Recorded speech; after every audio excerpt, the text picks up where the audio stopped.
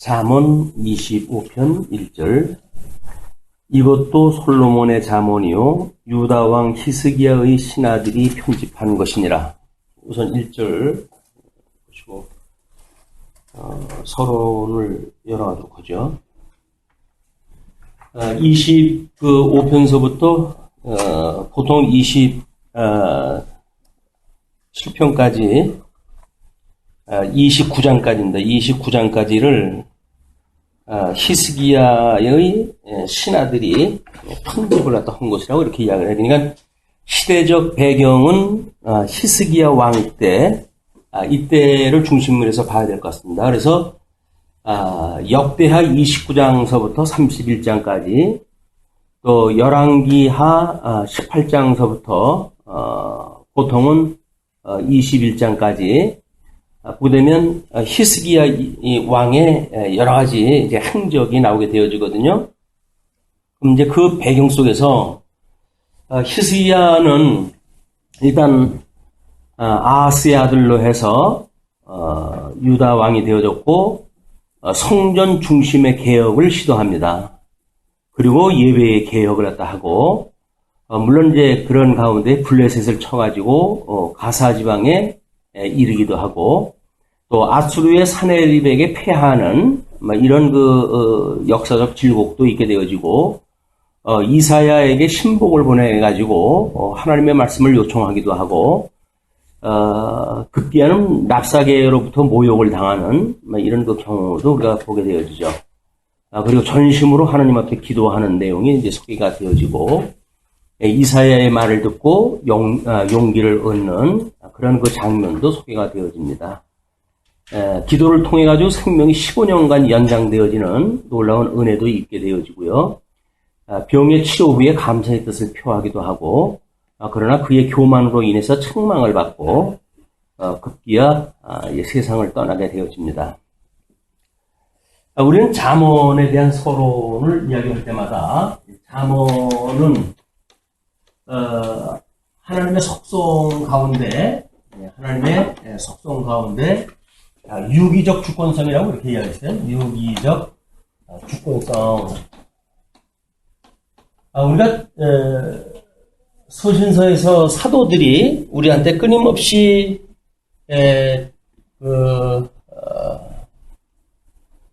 평강과 은혜를 이제 늘 구하죠. 그래서 하나님과 예수 그리스도를 쫓아서 평강과 은혜가 있기를 원한다. 근데 이 평강이 과연 어디서 올까요? 평강.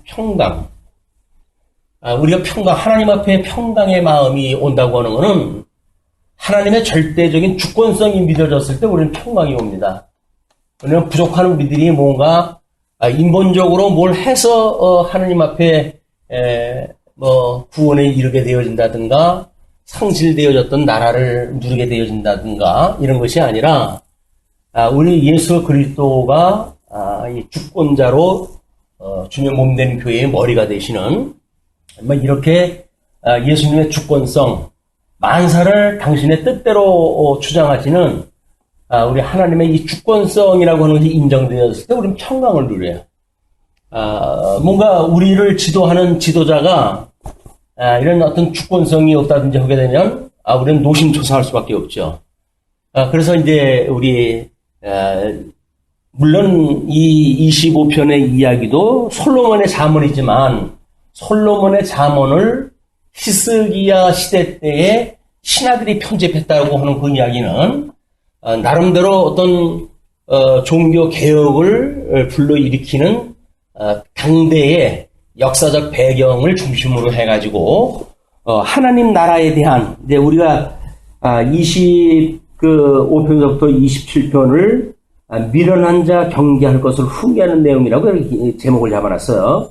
그러면 이 하나님의 나라에 대해서 지혜로운 통치를 갖다 하게 하고 현명한 통치를 하게 한다라고 했는데 어떻게 지혜로운 통치를 갖다 하게 하는가 그런 내용 중에 두 번째가 미련한 자를 경계해가지고 훈계하는 이런 내용으로 하나님의 나라를 이제 성취하신다는 거거든요. 그래서 이 평강의 마음은 주권성으로 말미암았다고 한다면 유기성이라고 하는 걸로 해가지고 우리가 은혜를 깨닫게 되어져요. 은혜. 하나님 앞에 우리가 은혜를 깨닫는다라고 하는 것은 유기적 관계에 있었을 때 이렇게 되어집니다. 그렇기 때문에 우리가 과거에 이 유기성이라고 하는 것을 배제해놓고 초월적인 주권성만 이야기했을 때에는 뭐 하나님이 다 하신다라고 해서 우리가 평강을 누렸을지는 몰라요. 그러나 왜 은혜의 감격이 없었을까? 그 이야기는 소위 의라고 하는 그것이 뭐 우리가 때로는 구속이라고도 이야기를 하고 하나님의 의에 대한 그 감각이 약화되어졌을 때 우리는 은혜를 놓치게 돼요. 은혜를 놓쳐요. 모든 게 당연하게 돼요. 하나님이 언약을 하셨으니까 언약대로 이루어가시는 건 당연한 거 아니야? 이렇게 되어지기 때문에 은혜성을 우리가 놓치게 되어진다.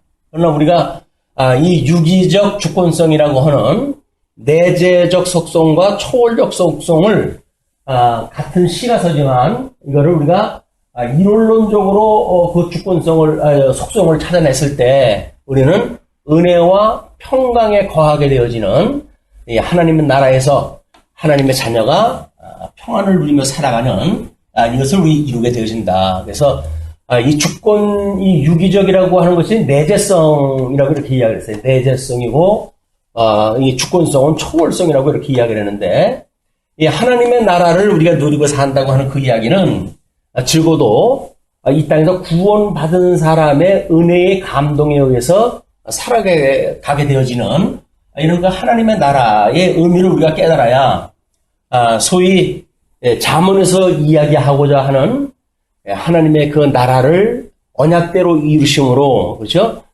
우리 1장 1절서부터 6절까지 가운데 4절로부터 6절이 하나님 나라에 대한 언약인데 그 하나님 나라에 대한 언약이 성취되어진단 말이에요.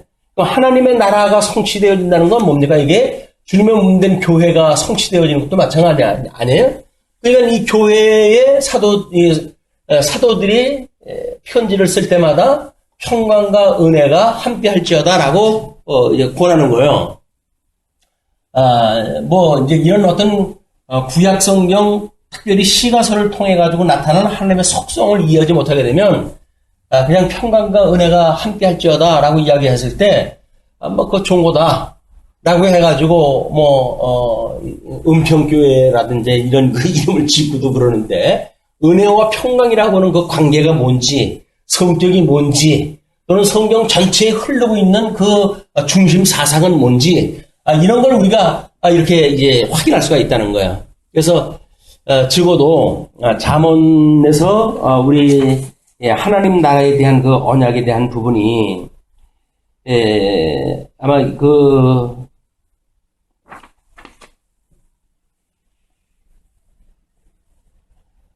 1장 4절로부터 6절 지혜로운 통치를 하게 한다 라고 하는 내용을 지난 시간에 우리가 이제 지혜롭게 다스릴 것을 훈계한다 해서 22장 17절부터 24장까지 확인했다 했거든요.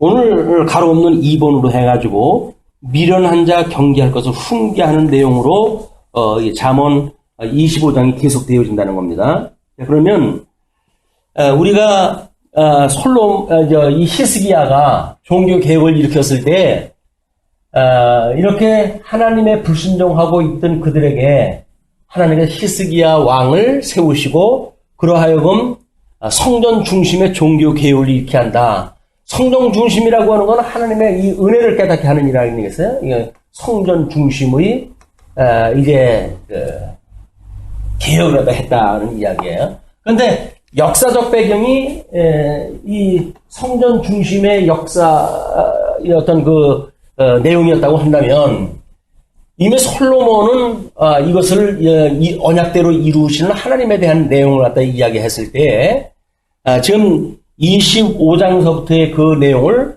하나님 나라 중심으로 해가지고 여기서 지혜롭게 해가지고 이걸 다스린다. 이걸 지혜롭게 해가지고 다스리는 우리 예수 그리스도에 대한 이야기란 말이에요.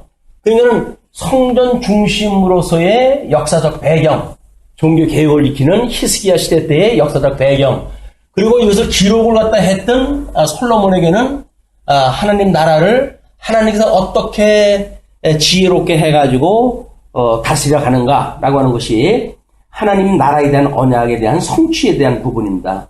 그래서 그 가로없는 2번으로 미련한 자 경계하는 것을 훈계한다라고 해서 27장까지가 되어지고, 물론 28장, 29장의 그 내용은 이제 현명한 통치를 하게 한다고 하는 내용 중에 연결이 되어져요. 그거는. 그럼 어차피 하나님 나라를 하나님께서 성취하신다고 하는 그런 맥락에서 25장부터 29장까지가 지금 연결되어지고 있다. 그래서 우리가 이런 성경에 대한 솔로몬이 기록했던 잠언의 기록자와 그다음에 이거를 어떤 배열을 했던 히스기야 시대 때의 정치적 입장 뭐 이런 것들을 봤을 때 성경의 진전적 발전도 마찬가지라는 겁니다.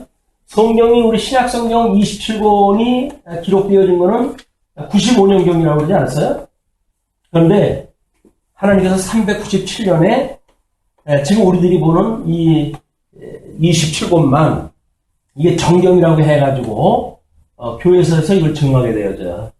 그리고 1647년에 웨스트민스터 신앙고백을 갖다 할 때 비로소 이 정경의 모든 목차가 결정이 되어집니다.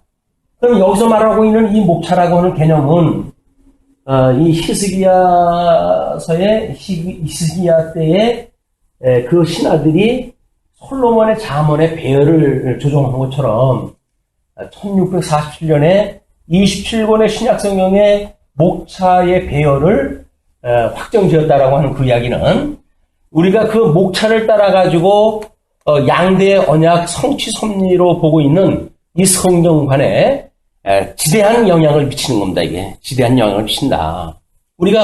지금 우리가 보고 있는 성경의 목차가 현재 웨스트민스터 신앙고백 때에 나오는 성경관의 목차가 아니라고 한다면 성경 신학적으로 이렇게 해석을 할 수가 없어요.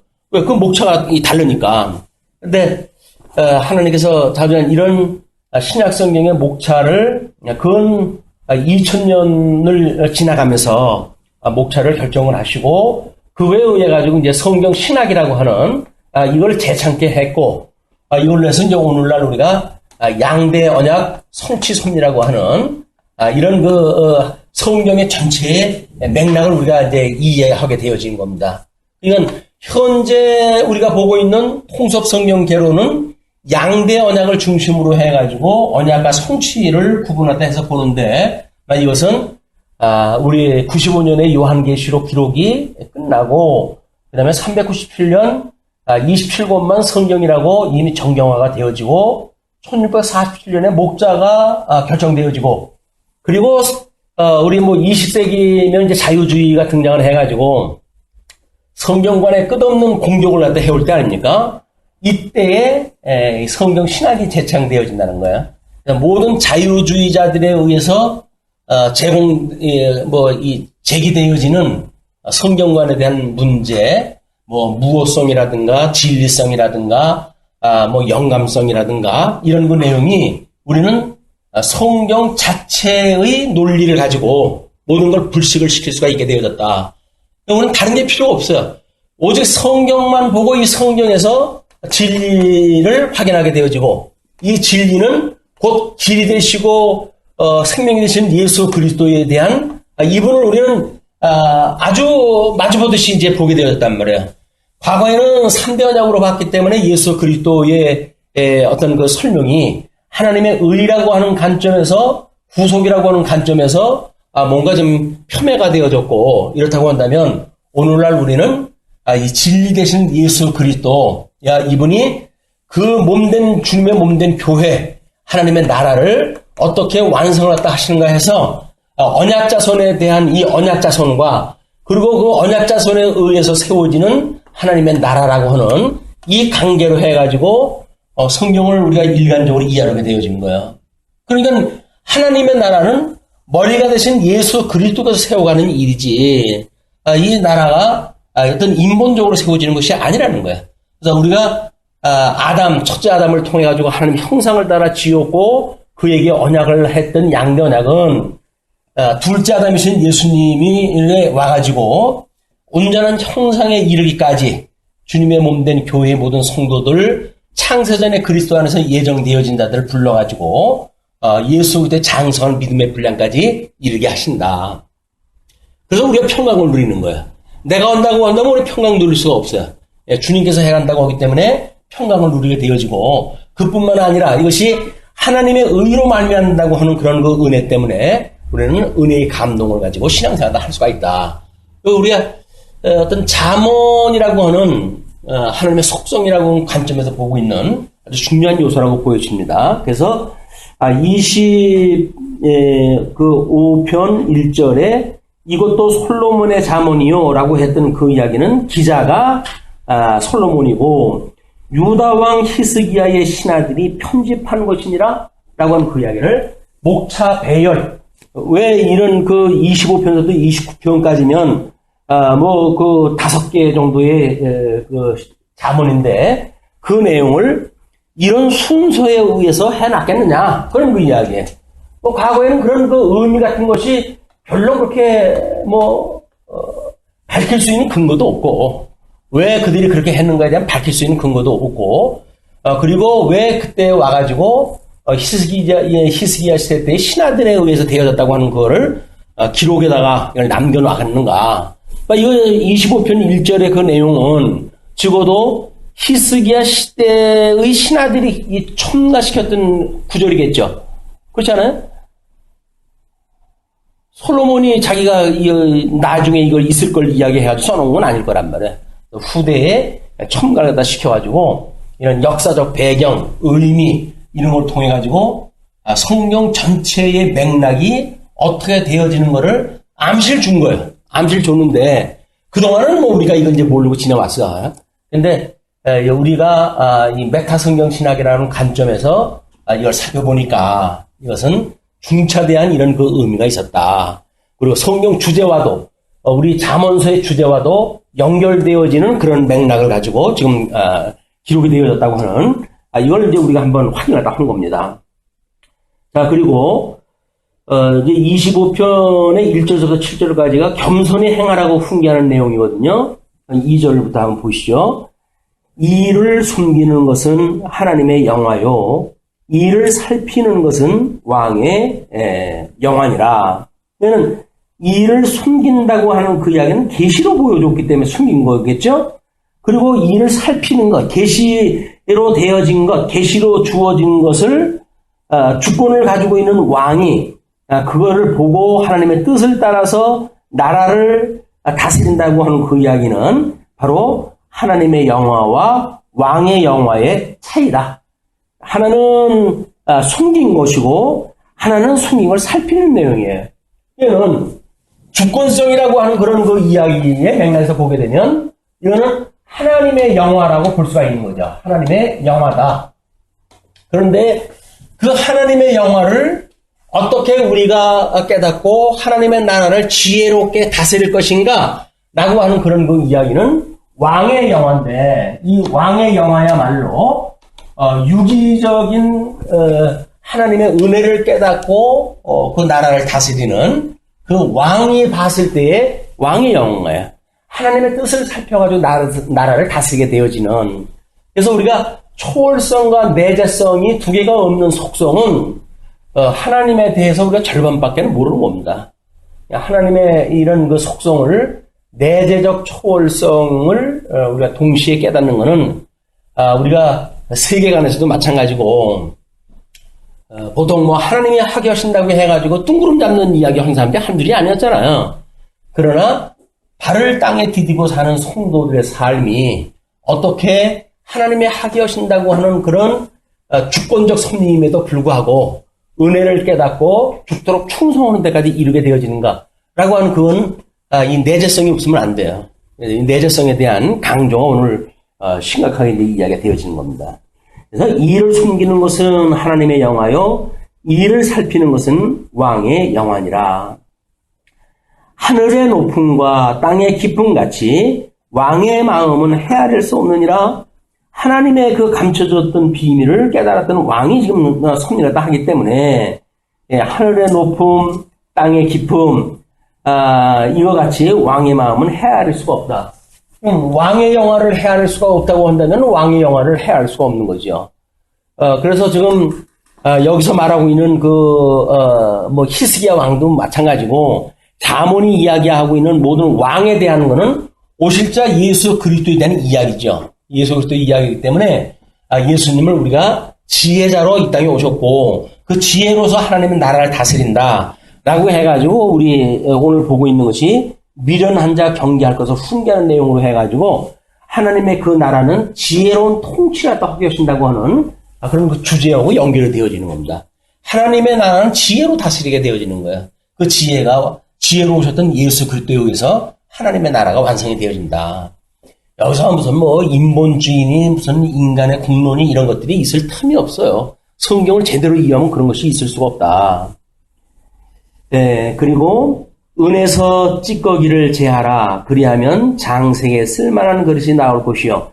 장색에 쓸만한 그릇이라고 하는 것은 뭘까요? 이게 하나님 나라에 온전하게 이제 이루어지는 내용입니다. 그거는 어디에서 말미암느냐면 하늘과 같이 높고 땅과 같이 깊은 왕의 마음을 헤아릴 수 없는 인본주의적인 사상이 있다고 했을 때 그 인간적인 사상을 찌꺼기를 제했을 때 사람의 생각을 제했을 때 오로리 하나님의 예수 그리스도의 지혜로만 이제 다스리게 되어지는 그런 그 나라인 걸 알 수가 있는 거죠. 그리고 그 왕 앞에서 악한 자를 제하라. 그리하면 그의 왕위가 그의 의로 말미암아 경고히 서리라. 그래서 그 악한 자를 제하게 되어졌을 때 악한 자는 하나님의 의로 말미암아 짓는 거예요. 그 율법이 공의가 있어야 악한 자를 제거하게 되어지죠. 그러니까 율법, 말씀을 중심으로 해가지고 나라를 다스리게 되어지게 되면 그의 왕위가 의로 말미암아 경고하게 서리라. 지혜자이신 예수 그리스도, 말씀이신 예수 그리스도. 그래서 이 오직 말씀으로 다스리게 되어졌을 때 하나님의 나라는 온전한 통치가 되어 있다. 그런 그 이야기입니다. 여기서 이거는 어떤 정치적인 덕목으로 이야기를 한다든지 그런 거는 이 어떤 하나님의 속성을 드러내는 하나님의 영광 계시로서의 의미가 없는 거야. 인간 세계에서 어떤 방법을 이야기하는 거기 때문에 그건 매우 지엽적인 해석의 방법이다. 하나님이 지금 영광을 어떻게 계시하시는가? 잠언 전체 주제가 이야기하듯이 이제 유기적 주권성이라고 하는 속성을 지금 드러내 보시는 거 아닙니까? 유기적 속성을 유기적 주권성이라고 하는 속성을 설명을 딱 했을 때 지금 이 나라를 다스리는 그런 그 모든 문제는 유기성과 주권성이라고 하는 양대의 속성을 지금 설명하고 있는 거다. 우리가 이 잠언 내용을 보게 되면 그래서 이 속성으로 계시되어진 하나님을 우리가 볼 수가 있는 거죠. 하나님을 우리가 마주보는 것과 같이 안다. 그걸 하나님을 아는 지식이라고 이렇게 이야기했어요. 하나님을 아는 지식. 하나님을 아는 지식이 우리가 세상에서 가지고 있는 인본주의적인 철학 이런 것들을 불식시킬 수 있는 이런 그 이야기다. 왜 하나님 말씀으로 해가지고 진리성이 부족한가? 라고 하는 거는 세상에 가지고 있는 철학이라든지 우리가 그냥 우스마발 여러 가지 정보를 얻어 들은 것들, 이런 것들에 의해 가지고 철학이 만들어졌기 때문에 하나님에 대한 지식이 오롯이 쓰질 않는 거예요. 왜 우리가 가지고 있는 합리적인 생각하고 다르냐? 라고 이제 이야기를 하는데, 이거는 은에서 찌꺼기를 제해야만이 하나님의 지식을 우리가 깨닫게 되어지고, 하나님의 지식이라고 한다면 하나님을 마주보는 것과 같이 알게 되어지는, 이것이 고린도전서에서 이야기하고 있는 그 내용이에요. 하나님을 마주보는 것 같이 온전하고 졸적이는 하나님에 대한 이런 것을 마주보는 것이 알게 되어진다. 이렇게 이야기를 하는데, 온전한 것이라고 하는 건 뭔가 성경이 계시하고자 하는 말씀대로 깨닫게 되어질 때, 1차적으로 해가지고는 성경 66권의 기록이 완성되어진 성경이 완성되어진 것도 이야기를 할 수가 있죠.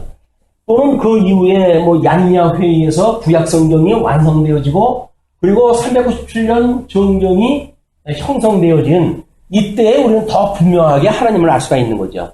1647년 목차가 완성이 되었을 때 우리는 또 397년에 어떤 목차의 순서가 달라졌을 때 그 의미가 분명하게 되어진 거야. 그러니까는 왜 이게 특별히 차이가 나는 게 야고보서라고 이렇게 이야기를 했잖아요. 야고보서. 우리 종교개혁자인 루터가 왜 야고보서를 지푸라기 복음서로 표말했다 했는가? 오직 성경이라고 성경의 권위를 주장했던 그들인데 그들이 야고보서를 지푸라기 복음서라고 이야기했을 적에는 만몰탈 고민이 있었을 거예요. 고민이. 그러나 이 야고보서가 이제 1647년에 위치를 바로잡아 들어감으로 해가지고 루터가 뭐 뒤로 자기 성경 번역을 갖다 했을 때 뒤로 몰았던 외경에 대한 내용들이 싹 삭제가 되어지고 이 야고보서는 그나마 살아남아가지고 우리가 이 진리의 체계를 세울 수 있는 성경 신학의 아주 중요한 요소가 되어졌다. 자, 그렇기 때문에 왕 앞에서 스스로 높은 채 하지 말며 대인들의 자리에 서지 말라. 이게 하나님과 같이 되려고 하는 인간들이에요. 하나님과 같이 되려고 하는 것이 바벨탑을 쌓는 사건 아니었어요? 바벨탑을 쌓는 사건. 지금도 우리가 바벨탑을 쌓는다는 이야기가 무슨 인간의 어떤 그런 합의, 이런 걸 통해가지고 세워진다고 생각을 하는 것인데, 종교적인 걸 가지고 바벨탑을 쌓기도 하고, 심리학을 중심으로 해가지고 바벨탑을 쌓기도 하고, 일반 세상의 예술을 통해가지고 바벨탑을 쌓기도 하고, 그 다음에 이 세상의 윤리를 가지고 바벨탑을 쌓기도 하는 것이 이 타락한 인간이 가지고 있는 바벨탑을 쌓는 사건들이라고요. 이 정도가 되면 이런 정도의 그 5가지 항목으로 봤을 때 이게 우리들이 보고 있는 모든 학문이 포함되어지는 거예요. 세상 학문이. 그걸로 해가지고 하나님을 알 수 있다라고 하는 거는 말도 안 됩니다. 어저께 중국에서 바둑대회가 벌어졌어요. 바둑대회가 벌어졌는데 커제라고 하는 그 인간은 나이도 어린 친구인데 우리나라에서 이제 그거를 시합을 갖다 했을 때 너희들은 안 된다. 나는 이길 수 있다고 싫은 소리를 갖다 했던 친구거든요. 근데 보기 좋게 어디 깨졌어요. 지는 게 당연한 겁니다. 지금 우리나라에서 했던 거하고 또 다른 방식으로 진화가 되어졌다고 그러거든요, 기계가. 인간들이 바벨탑을 쌓는 이런 사건은 이제는 로봇, 기계가 인간 노릇을 하려고 하는 시대가 왔어요. 기계가 인간을 대신하는 그런 시대가 왔고, 우리 인간이 끊임없이 추구하는 것은 인간이 하나님을 대신하려고 하는 시도가 있었는데, 이제는 인간이 만들어 놓은 기계가 인간을 대신하려고 하는 이런 반역의 역사가 이제 시작되어지는 거예요. 이게, 재미날 겁니다. 우리가 이제 나름대로 인터넷이 발전하고 정보가 이제, 운영하는 그런 그 체제가 발전하게 된다고 한다면, 여기서 없어질 것들이 아무것도 없죠. 물론 이 종교라고 하는 것은 해 위에 거 같이 생각이 들지만, 기독교가 아닌 모든 종교는 해 아래 종교예요. 그렇기 때문에 이 종교적인 상황도 이제는 기계가 대신할 수가 있어요. 그래서, 이게 자기네들이 알고 있는 모든 경전을 입력을 시키고 그럴 거 아니겠어요? 그리고 그동안에 모든 선승이나 그 강론을 했던 것들을 거기다 기계에다 입력을 시켜놓게 되면, 기계가 강론을 갖다 하기 시작을 합니다. 그럼 우리는 기계가 강론하는 그 내용을 듣고도 은혜를 깨달았다고 착각을 할 때가 올 거예요. 이거는 제가, 예언을 갖다 하는 겁니다. 예언을. 이런 인간이 하나님과 같이 되고자 했던 시도가 하나님이 만들어 놓은 인간 인본주의와 신본주의에 대한 근본이라고 한다면 인간이 만들어 놓은 모든 기계, 모든 학문, 모든 철학, 모든 종교는 인간을 대신하는 그런 시대가 와요. 근데 웃기는 시대가 올 겁니다. 지금도 이미 의사라든지 이런 것도 다 끝난다는 거 아니에요?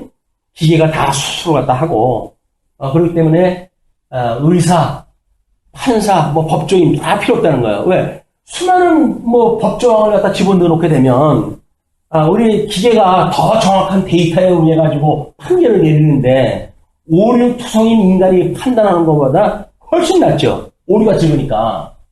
그러니까 웃기는 시대가 오는 거 아니에요?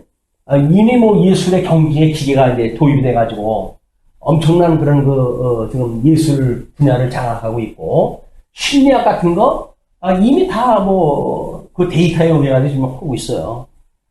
윤리 문제 아마 기계에서 말하고 있는 그 윤리대로 말을 듣질 않으면 기계에 의해서 참혹하게 이제 혼쭐이 나는 시대가 올 겁니다. 무서운 시대예요. 로봇가 사람을 대신해가지고 사람을 교육하고 사람을 훈육하고 자기네들의 말대로 안 듣게 되면 사람들을 책망하게 되어지는 때가 이제 오는 거예요.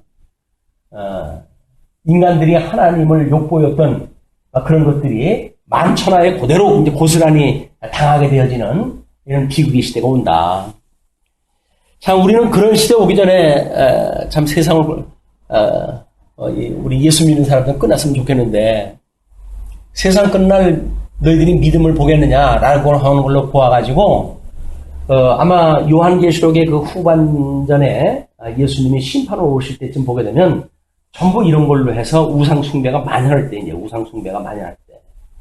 그렇다고 한다면 과연 그걸 이미 짐작하고 있는 우리들이 그 시대를 어떻게 살 것인가.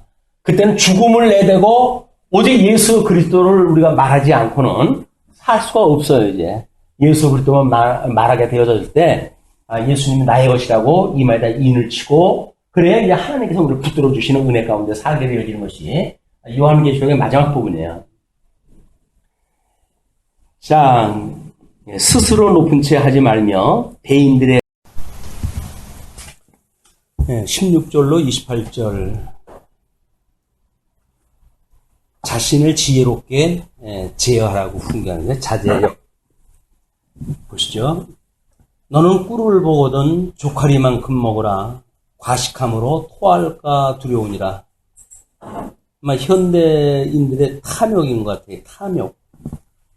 꿀같이 이제 좋은 거, 몸에 좋다고 그러는 거, 입에서 당기는 거, 아주 말초적인 이런 그 감각 제공하게 되어지고 이런 것들을 조카리만큼만 먹어라. 과식함으로 해가지고 토할까 두렵다. 아마 꿀이 느끼하고 뭐 이런 것들은 우리한테 경계심을 불러일으키는 내용일지도 몰라요. 그걸 좋다고 해가지고 먹게 되면 오히려 과식함으로 토하게 되어진다. 우리가 꿀이라고 하는 것이 어떻게 보게 되면 젖과 꿀이 흐르는 땅이 가나안 땅인데 거기에서 하나님 나라의 그 백성들이 살아갈 때에 주어지는 그 가나안 땅이 주어지는 부요 그 자체에 우리가 탐닉을 하게 되면 그렇게 되면 그 나라를 하나님께서 보호하신다고 하는 걸 잊어보기가 쉽습니다. 그래서 하나님께서는 택한 자들한테 환난을 겸하여 주신다고 하는 그런 그 이유가 끊임없이 하나님의 은혜로만이 가능하다고 하는 걸 깨닫게 하시기 위한 그런 그 일들이 우리를 환난에 처하게 하시는 그런 그 이유이기도 해요.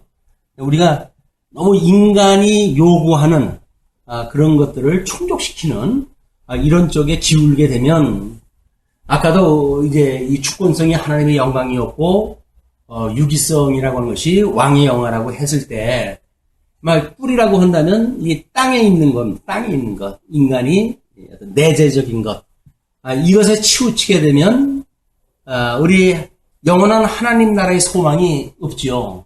이 땅에서 모든 것이 충족되어지기 때문에 그래서 그런 것들을 삼가라. 그래서 이런 하나님의 은혜 가운데 살아가는 성도들이 나름대로 지금 내재적인 상황들 이런 것들을 또 하나의 그 덕목이 절제예요. 성령의 열매 가운데 이 절제가 들어가는 것도 바로 그런 까닭입니다. 우리가 어떤 내재되어진 속에서 하나님이 유효한 삶을 살도록 문화를 주셨다고 했을 때 우리는 곧잘 그냥 하나님이 주신 겁니까? 그래가지고 거기서 마음껏 그걸 누리게 되어지죠. 그런데 우리가 믿음의 눈으로 그렇지 못한 사람들을 보게 됐을 때 우리는 그들을 위해 가지고 절제하는 것이 복음을 깨달은 자의 덕목입니다. 내가 돈 벌어가지고 내가 쓰는데 누가 뭐라 그래? 맞아요. 모를 사람 없어요. 근데 그걸 보고 상처를 입는 사람이 있다는 거야. 그런 것도 우리가 볼 것이 어떻게 볼 것인가에 대한 문제고. 그래서 우리가 가지고 있는 거는 하나님께 주신 것은 틀림이 없지만 그것이 나를 위하여 주신 것이 아니라 하나님의 나라를 위해서 우리 모든 예수 그들을 위해서 주를 위하여 쓰도록 주신 거지 내 스스로 어떤 충족시키고 자만하도록 이거 준 것이 아니다. 우리 가지고 있는 것은 그리스도 안에서 이것이 주를 위하여 사용되어지는 것이 복음적인 삶임을 우리가 알 수가 있습니다. 그것이 하나님 나라를 다스리는 비결이기도 해요. 여기서 뭐 예를 들어서 목사가 눈먼 돈들이 돌아다니니까 그래가지고 그걸로 해가지고 흥청망청 쓰게 되어진다고 한다면 복음 전하는 데에 그게 그렇게 도움이 안 됩니다. 이제 할 수만 있으면 절제하는 그런 그 내용들이 본인들 주의 일을 또 하는 사람들한테는 필요하다. 물론 예수님에 대한 이야기죠. 예수님은 이 땅에 하나님이 기뻐하시는 뜻을 따라서 오셨고 뜻을 따라 돌아가셨고 죽기까지 충성하셨던 주님이기 때문에 그걸 이야기하는 거죠. 그리고 너는 이웃집에 자주 다니지 말라.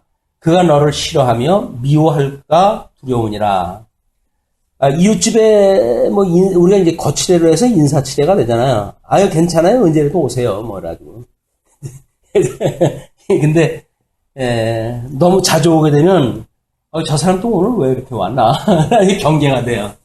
왜냐면 자기 시간을 쪼개가지고 그걸 써야 되니까 그래가지고는 절제를 갖다 해야 되고 이것도 필요한데 언제라도 오라고 그랬어. 그래가지고는 언제라도 이제 그 집에 방문했다고 하게 되면 그 집은 곤욕인 거야. 자기 일을 갖다 못하니까. 그래서 조금 지혜롭다고 하는 사람들은 자기 집으로 초청을 하지 않고 다른 집으로 갑니다. 먹거리 싸들고 가요. 싸들고 갔으니까 그 집에서도 환영을 하겠죠. 그냥 내 집으로 끌어들여가지고 이런 일 저런 일을 갖다 이제 부풀려 놓으면 내 일을 할 수가 없어요. 내 일을 할 수가 없고 결국은 다른 사람에 의해서 내가 조종을 받을 수밖에 없는 이것이 어차피 우리 이웃관계에 살아가는 삶의 모습이거든요. 자주 다니지 말래요. 너를 싫어하며 미워할까 두렵다. 좋은 것도 한두 마디지 계속 반복되어지고 그러게 되면 그 사람에 대해서 이제 그럴 거야. 저 사람은 늘 저래 라는 생각을 가지고 그 인간관계까지 틀어지는 것이 될 수가 있습니다. 자기의 이웃을 쳐서 거짓 증거하는 사람은 방망이요 칼이요 뾰족한 화살이니라. 그래서 이웃을 어떤 자기의 유익을 위했건 나름대로 공익을 위했건 이렇게 해가지고 거짓 증거하는 것 위증입니다. 위증. 이번에 위증죄로 해가지고 실형이 선고되어진 사례가 있다고 그래요. 거짓 증거하는 사람은 방망이고 칼이고 뾰족한 화살이다. 상대방에게 위증한다고 하는 그런 그 상대방을 해하고자 위증한다 한다는 이야기는 칼로만 찔르지 않았지 살인이고 방망이로만 때리지를 않았지 그거는 폭력이고 뾰족한 화살로 쏘지만 않았지 숨어가지고 언제고 상대방을 죽이고자 하는 이런 그 위협이 있는 그런 그 무기다.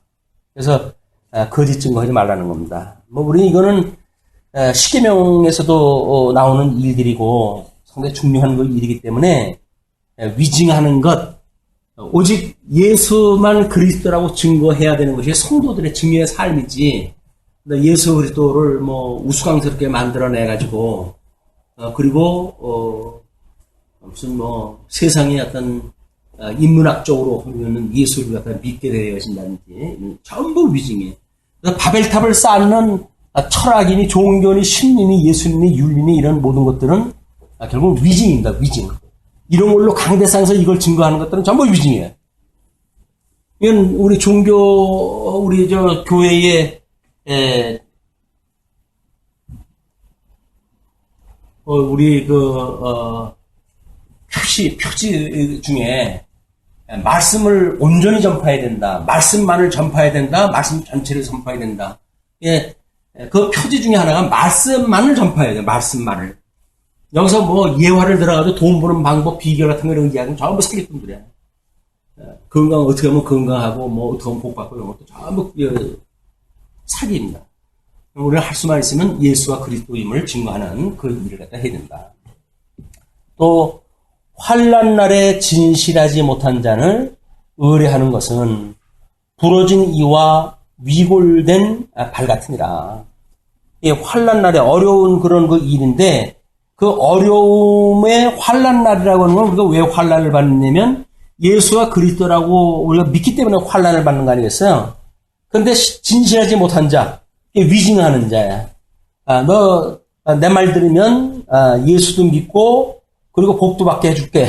이게 전부 진실하지 못한 자를 우리가 의뢰하는 건데 환난 날에 우리가 오직 말씀만을 의지하는 것, 예수 그리스도만 의지하는 것, 이것이 정답인데 성령의 소욕에 우리가 이끌림을 받지 않으면 잘못되어진 신에 우리가 노출되어지고 그리고 이제 미혹에 당하게 되면 우리는 끊임없이 이제 그 환난 날에 그런 사람들을 의지하게 되어진다. 이 환난이라고 하는 것은 예수가 없기 때문에 나타나는 평강이 없는 상태가 이제 환난의 날인데 예수 그리스도가 없음에도 불구하고 어려운 일들을 다른 우상을 통해 가지고 충족시키려고 하는 그런 그 일이라고 한다면 그건 부러진 이래요. 부러진 이의 고통을 아십니까? 네. 음식을 먹을 수가 없이 쉬고 음식을 먹을 수 없이 아프고 뇌까지 고통을 주는 그런 그 고통이 바로 부러진 이가 나타내는 증상들이죠. 위골된 발 같으니라. 이 발이 몸 전체를 싣고 있는 거기 때문에 엄청난 힘이 들어가는 건데 위골이 돼버렸으니까 이거는 발 한 번 딛는다는 거예요. 온몸에 고통이 이제 엄습해온 그런 그 일이거든요. 환난 날에 진실하지 못한 자를 의뢰하는 것, 우리는 오직 순수하게 예수 그리스도만 의지하는 것, 이것이 지혜입니다. 지혜로운 하나님 나라가 성취되어지는 것은 오직 예수 그리스도로 말미암아 되어지는 거지 세상에 방법 끌어들여가지고 하는 게 아니에요. 그런데 우리는 교회당을 길목전대가 해야 장사도 몫이 한몫으로 하는 건데 교회당도 몫이 좋아야지 이렇게 이야기하는 건 철저하게 인본주의, 상업주의적인 발상입니다. 하나님의 말씀은 살았고 운동력이 있기 때문에 그 말씀 자체가 우리들한테 힘을 주어진 거지 인간이 가지고 있는 정보에 의해 가지고 영향을 받지는 않습니다. 그리고 마음이 상한 자에게 노래하는 것은 추운 날에 옷을 벗은 같고 소다 위에 식초를 부은 같으니라. 마음이 상한 자에게 노래하는 것. 언젠가 세월호 그분들이 금식하고 그랬을 때 정신없는 친구들이 그 앞에서 피자 시켜 먹고 난리 날 뻔 피우고 그랬잖아요. 인간이기를 포기한 자들입니다. 다른 사람과 괴로워하는 사람들 앞에서 못할 짓을 갖다 하는 자, 이거는 폐륜적인 사건이에요. 폐륜적 사건. 다른 사람의 슬퍼할 때 함께 슬퍼하고 울 때 함께 울라고 하는 영적 예배를 깨달은 성도들의 삶이 모습이 아니라 다른 사람의 고통을 일부러 배가시키는 그런 그 일들, 이게 전부 짐승권세들이 하는 일이에요. 짐승권세들이 하는 일. 근데 그 사람은 부끄러울지도 몰라, 그렇게 하면서도.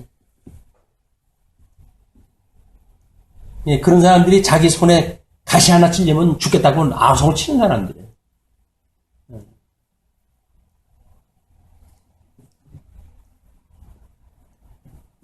내 원수가 여기서 그 추운 날에 옷을 벗은 같다고 하는 건 쉬운데 소다 위에 식초를 붓는다고 하는 건 뭘까요?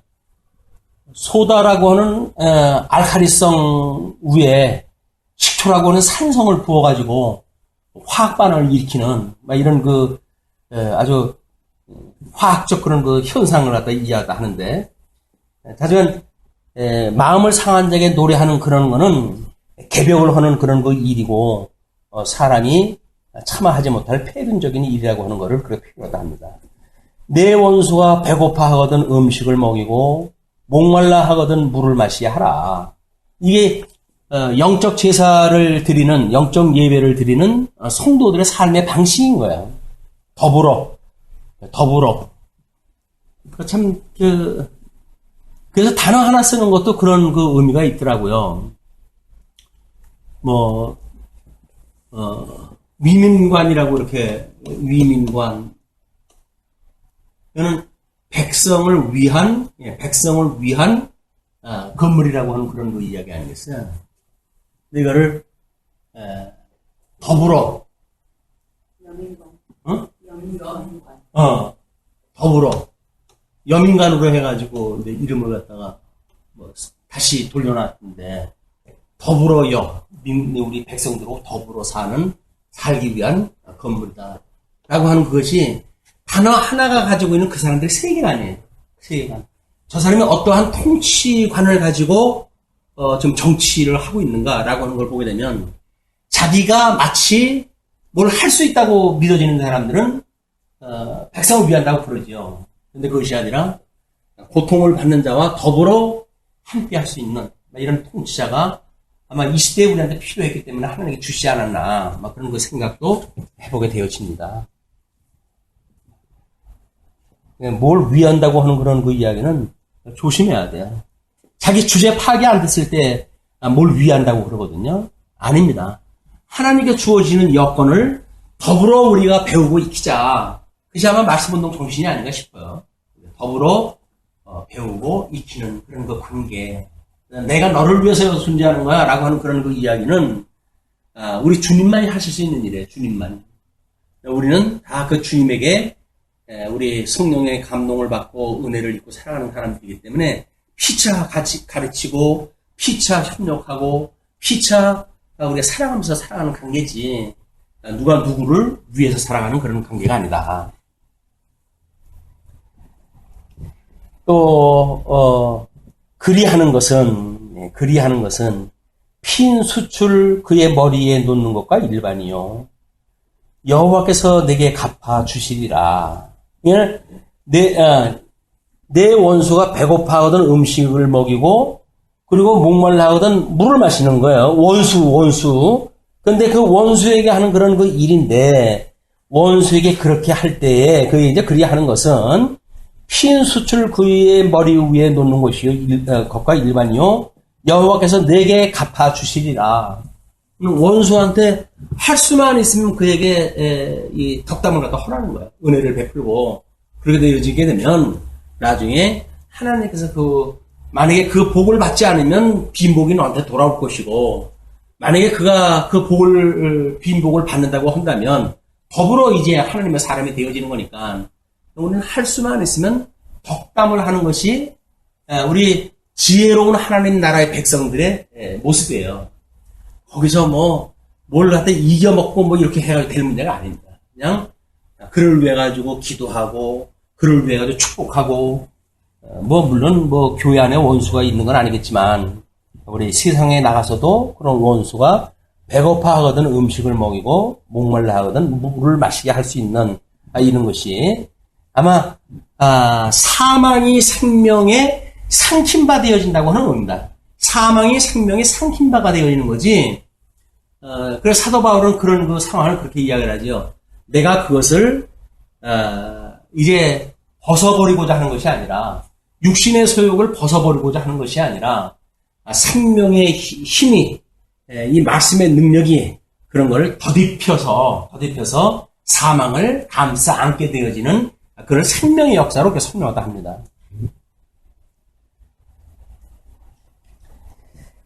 북풍이 비를 일으킨 같이 참소하는 혀는 사람의 얼굴에 분을 일으키느니라. 우리는 남풍이 불 때 이제 비바람을 불고 오죠. 남쪽에서부터 비바람을 불고 오고, 북풍이 불 적에는 눈바람을 몰고 오는 것이 우리나라 특징이지만 이때 뭐 중동에서의 그런 이야기예요. 북풍이 비를 일으킨 같이 참소하는 혀는 사람의 얼굴에 분을 일으키느니라. 그래서 우리 참소하는 혀, 새치 혀가 아주 작은 그런 그 새치 혀지만 그런 그 모습이 북풍이 비를 일으킨 것 같다. 천지개벽을 일으키는 사건이 벌어진다는 거거든요. 그래서 야고보서가 하는 이야기는 그거예요. 작은 키가 배를 방향을 조정하다 하듯이 너의 작은 혀가 모든 몸을 억어한다 이렇게 이야기를 하거든요. 작은 우리 지체의 아주 지극히 작은 그런 그 지체의 부분이지만 그것이 우리 온몸을 억어하려고 한단 말이에요. 움직이고 방향을 이야기하고 우리 인격을 이야기하고 그런 그 일이기 때문에 혀에 대한 조심을 할 것을 야고보가 이야기한다 합니다. 참소하는 혀는 사람의 얼굴에 분을 일으킵니다. 이건 뭐 어떻게 보게 되면 아마 그런 그 모습인 것 같아요. 우리 이제 이 가나안 땅에서 가나안 땅, 애굽, 광야 이 세 가지가 있다고 한다면 우리 천지도 하나님 보좌, 그다음에 이 땅의 발등상, 그리고 우리 이제 하늘 궁창에 믿음의 공간이 있는 것처럼 우리 마음도 영의 부분이 있고 육의 부분이 있고 마음의 부분이 있잖아요. 그러니까 이 몸이나 이 세계나 또는 모형적으로 보였던 이스라엘의 역사나 이게 다 같은 원리로 되어 있거든요. 그러니까는 내가 지금 어떤 마음의 악을 갖다 품고 여기서 혀를 조심하는 거, 이 혀를 조심하지 않는 그런 그 이야기는 마치 천지가 개벽을 되어지는 거나 또는 모형적으로 보였던 이스라엘 역사에 풍파를 일으키는 거나 같은 맥락인 걸 갖다 이야기를 하는 거죠. 우리가 우리들의 한 몸을 생각할 적에는 지극히 작은 걸로 보이잖아요. 그런데 이거를 세계관으로 극대화를 갖다 시키게 되면 보통 문제가 아니에요. 우리는 그저 우리 하나님 앞에 증인이야. 우리 거듭나고 중생한 성도로서 증인이야 라고 이야기를 하지만 사도 바울은 이거를 하나님의 모든 피조물들이 구원의 때를 기다린다고 이렇게 이야기를 하지 않습니까? 그러니까는 우리들의 이 어떤 예수님 앞에서 예수님처럼 형상을 닮아가는 우리의 모습이야말로 저주받았던 이 세계가 온전하게 회복되어지는 걸 그리는 그림이기 때문에 우리가 우리들의 마음을 잘 다스리는 문제야말로 세계를 또는 계시적인 사건을 제대로 파악하는 데로부터 이게 가능해진다. 지극히 작은 일이 아닙니다. 다투는 여인과 함께 큰 집에서 사는 것보다 움막에서 혼자 사는 것이 나으니라. 이건 또 계시적인 사건이죠. 우리가 이스라엘 백성들이 이제 분국이 되어져 가지고 남쪽 유다와 북쪽 이스라엘과 분국이 되어지잖아요. 그러면 예루살렘 성전이 있는 그 유다 지역과 예루살렘이 없는 북쪽 이스라엘과 나라가 분국이 되어졌을 때 하나님은 지금 여기에 계신 거예요. 예루살렘이 있는 유다에 그의 이름을 두셨고 이름을 주셨기 때문에 지금 하나님이 거처하는 곳은 남쪽 유다와 더불어 있는 겁니다. 여기 많은 그 지파가 있는 북쪽 이스라엘은 하나님이 없는 곳이에요. 그러니까 지금 여기서 이야기하는 것처럼 우리가 다투는 여인과 함께 큰 집에 사는 것보다 그 이야기는 하나님이 기뻐하시는 뜻을 따라서 제사를 드리지 아니하고 하나님이 기뻐하시는 뜻대로 성전이 있는 곳이 아니고 하나님의 기뻐하는 뜻대로 하는 제사장이 있는 곳이 아닌 이곳에서 큰 지파를 가지고 사는 것보다는 하나님께서는 남쪽 유다 지파 한 지파밖에 없지만 하나님의 이름을 두신 곳 그 성전을 중심으로 해가지고 하나님의 의를 이루어 한다. 그냥 하나님의 나라라고 했을 때 이걸 북왕조라고 이렇게 이야기를 하죠. 이걸 남왕조라고 이렇게 이야기를 해요. 한 집한데도 불구하고 왕조예요. 물론 북호는 북쪽 이스라엘이 가져갔죠. 그런데 이 북쪽 이스라엘이 721년에 아수르에 의해서 멸망이 되어졌을 때 북왕조는 완전히 멸망이 되어진 겁니다. 다만 그래서 10지파의 사람들만 아직도 그냥 하나님의 언약 자손의 이 두 분이기 때문에 있는 것이고 그렇기 때문에 지금 이 히스기야 임금 때의 배경으로 했을 때 히스기야 임금 때 이 북쪽 사람들을 초청했다 해가지고 6월절을 지키려고 그래요. 그런데 많은 사람들이 6월절을 뭐 드리자고 하는 히스기야의 초청을 반대했다 합니다. 비웃고 웃고 그래요. 물론 이제 소수 거의 동참을 한 사람이 있었는데 그렇기 때문에 아직 지금 히스기야 임금 때만 하더라도 북왕조와 남왕조가 하나로 묶여지지 않는 상태였어요. 그러나 이제 요시야 임금 때 가가지고 요시야 임금은 이제 뭐 여호와 기민이 뭐 여호냐니 요 세 명의 왕이 이제 끝나게 되면 이 바벨론의 포로로 끌려갈 때 그 왕 아니겠어요? 그때의 왕인데 이 다윗이 차지했던 온 땅을 다 차지해 이때 요시야 임금 때. 그리고 그 땅을 다 차지해놓고 북쪽 이 사람들 10지파를 초청을 갖다 해가지고 유월절을 갖다 지키거든요.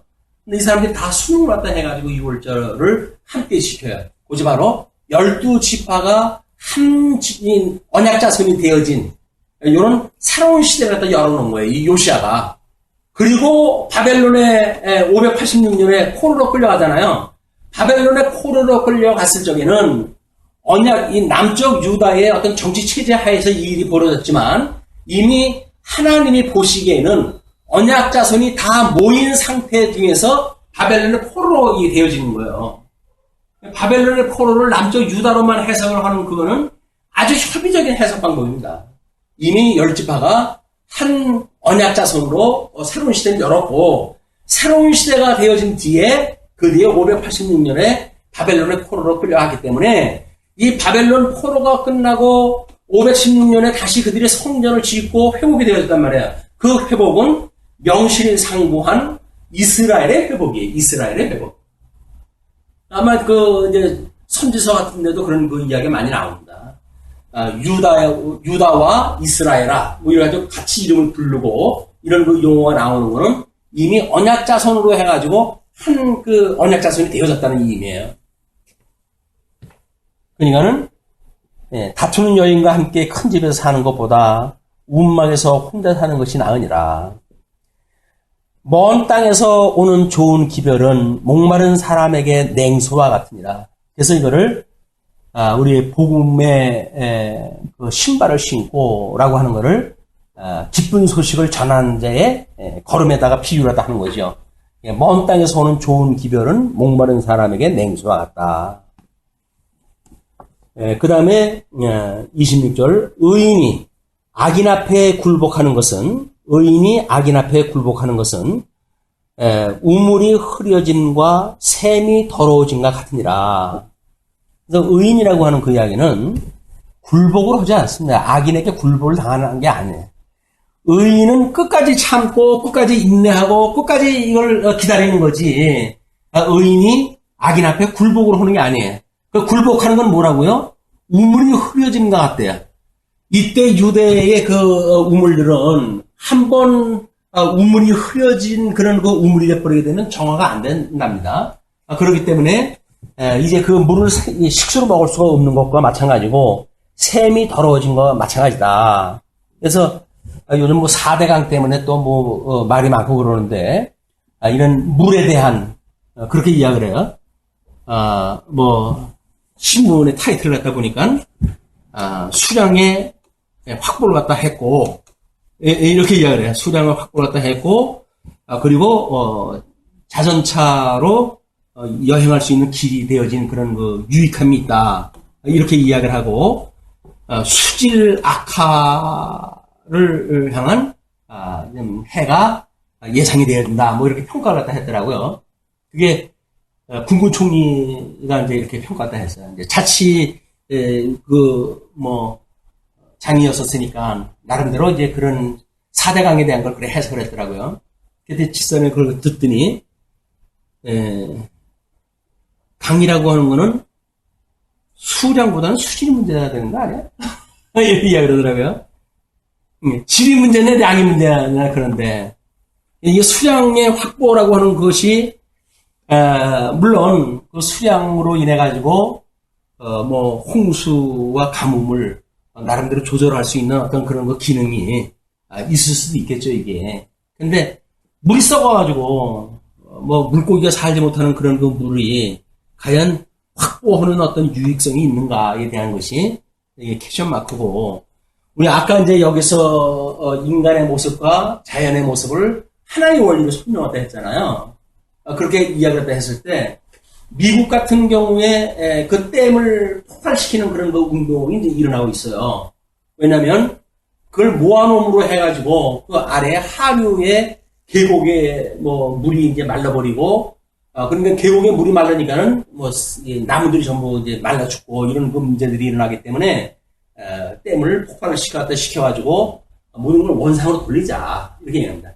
인간이 인간을 위하여 만들어 놓은 모든 이 자연의 질서의 파괴는 결국 인간한테 부메랑이 돼가 돌아와요. 이게 우리가 지금 우리 인류가 겪고 있는 모든 이 자연재해는 결국 인간들이 만들어 놓은 사필 규정입니다. 뭐 한때는 프레온 가스로 해가지고 냉장고니 뭐니 해가지고 냉매를 전부 그걸로 썼거든요. 근데 벼랑간 뭐 우주에 하늘이 뚫려지기 시작했다 하니까 사람들이 웬일이냐 이게 조사를 갖다 해봤더니 그 냉매 때문에 그랬다는 거예요. 프레온 가스라고 하는 냉매 때문에 지구의 오존층이 이제 망가져 버리고, 그러니까 태양이 이 자외선이 막아줘야 되는데 그게 그냥 들어옴으로 해가지고 이 자연이 망가져지는 이런 그 사태까지 왔기 때문에 그거를 뭐 막자, 뭐 냉매를 다른 걸로 쓰자 해가지고 요즘은 전부 이제 대치가 되고 그러죠. 근데 그런 걸 쓰는 걸 보면 전부 선진국에서 개발을 하잖아요. 그럼 이제 후진국은 이제 우리도 좀 흉내 좀 내가지고 좀 시원한 것 좀 혜택 좀 보자. 라고 하면 지네들끼리 그거 해가 되니까 쓰지 말라는 거예요. 참 있는 놈들이 이거 전부 이게 나라 망가뜨려 놓는 겁니다. 세계도. 그래 놓고 뭐 지금 그것뿐만이 아니잖아요. 뭐 늪지니 뭐 이런 거 다 없애니까 생태계가 망가지고 그러니까 지네들끼리 또 모여가지고 한다는 얘기가 생태계 보존하자. 다른 나라 이제 그쯤 뭐 개간을 갖다 해가지고 먹고 살까 했더니 못해요, 그런 것도 이놈들이. 그냥 전부 힘 있는 사람들에 의해서 세계가 장난치고, 세계의 모든 이 자연 환경은 이 인간들, 이 과학이 발달했다고 하는 그런 그 인간들로부터 세계가 망가지고 있다. 그래서 하다못해 환경신학이라고 하는 것이 있어요. 환경신학이라고. 하도, 이 환경의 문제가 만들어지니까, 나름대로 뭐 이제 신학에다 이름을 붙여 해방신학이니 여성신학이니 뭐 해가지고 이 앞에다 이름을 붙이 유행을 했을 때요. 그때 환경신학이라고 하는 걸 만들어가지고 하나님이 만들어 놓은 세상은 우리가 지켜야 된다. 뭐 이래가지고 신학적으로 연구하는 사람들이 있고 그랬거든요. 그만큼 이 세상을 가지고 장난치는 것, 바벨탑을 쌓아가지고 흩어짐을 면하자고 하는 인간의 이런 그 바벨탑 사건은 지금도 유효하다. 네, 꿀을 많이 먹는 것이 좋지 못하고 자기의 영예를 구하는 것이 헛되니라. 그래서 이 허영심에 대한 것, 이것도 현대인들이 갖는 아픔의 모습인 것 같아요. 모든 문화가 할 수만 있으면 자기의 그 영예를 구하는 일로 인해 가지고 상대적으로 뭔가 열등감을 갖게 되면 에잇 하고 죽어버리는 이런 말도 못할 일들이 지금 벌어지고 그렇습니다. 우리 아이들도 그런 문화 속에서 살고 있기 때문에 이런 하나님을 믿는 성도로서의 세계관을 그들이 구축하지 못하게 되면 상대적인 어떤 그런 문제 때문에 결국 자기를 부인하고 포기하게 되어지는 이런 잘못되어지는 삶을 살게 되어진다. 예, 자기의 마음을 제어하지 아니하는 자는, 자기의 마음을 제어하지 않은 자, 절제치 아니하는 자는 성읍이 무너지고 성벽이 없는 것 같다. 성벽이 없다는 이야기는 뭐야? 성벽의 역할은 뭘까요? 외부인이 침략을 못하죠. 침략을 못할 뿐만 아니라 내부 사정을 잘 알 수가 없어요. 자, 그런 측면에서 우리 마음을 제어하지 않는다는 이야기는 뭘까요? 마음이 완전히 자기 마음을 열어놓고 사는 거예요. 그래가지고 상대방의 공격을 갖다 해올 수 있는 비밀을 다 줘버리고 마음을 갖다가 마음이 하회했다나 어쨌다나 해가지고 다 노출을 시켜버리니까, 예? 이 마음은 철저하게 하나님의 말씀으로 무장되어져야 될 말이지, 육체의 소욕으로 있는 그 마음을 노출하고 내 마음이 널대는 운동, 이런 건 전부 음료의 기질을 가지고 있는 겁니다. 우리가 조심할 것은 우리의 마음을 다잡고 살아가는 것, 예수 그리스도의 성도로서의 우리의 마음을 다잡고 사는 것이야말로 성도들의 삶이다. 그렇지? 절제, 아까 이야기했던 절제의 문제다.